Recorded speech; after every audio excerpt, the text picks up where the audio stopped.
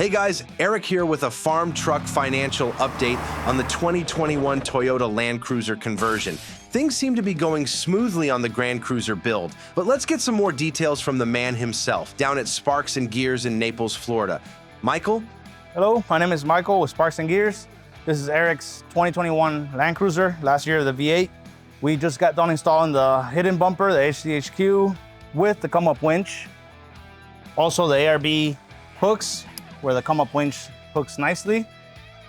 We also decided to fab this little bracket for Eric, because this is a wireless remote, but in case this dies, we all know sometimes they do, you gotta use your hardwire. Since it's a hidden winch, he wouldn't be able to use it or get out wherever he's stuck. Made this little bracket for him, nice surprise, where he can hook up his remote, get himself out, and then cover it back up. We did install also the SDHQ battery tie down and their Switch Pros bracket inside and outside.